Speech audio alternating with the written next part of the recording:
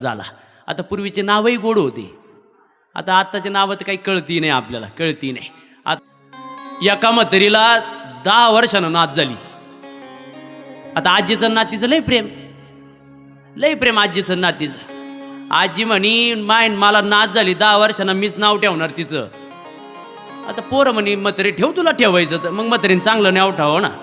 म्हातारीनं नातीचं नाव ठेवलं, 10 वर्षानं नात झाली, नातीचं नाव ठेवलं फजिती. आता नात मोठी मोठी व्हायला लागली, आजीचा नातीचा लय लाडा. नात कुठं चालली का आजी चाल माझ्यासोबत, आजी कुठं चालली बाजारला का नात सोबत, चालली संगमनेरला फिरायला का नात सोबत, कुठंही चालली नाशिकला का नात सोबत. एवढं नातीचं ना आजीचं प्रेम. पण नाव काय ठेवलं, फजिती नाव ठेवलं ना. आता नात थोडी मोठी झाली, आणि नात मोठी झाली, नात म्हणे आजे यायचं मुंबईला, जाऊ मुंबईला. आजी म्हणे चाल बाई, पण कशानं जायचं, जाऊ रेल्वेनं.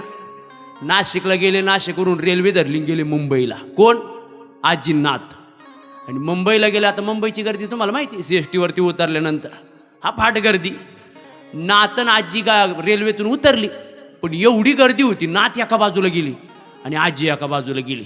दोघांचा ताळमेळच लागा ना. आजी नातीला पाहिजे, नात आजीला पाहिजे, दोघी सापडाना. आता आजी राहायला लागली, बाई लोकाचा पलीदा आणला आपण.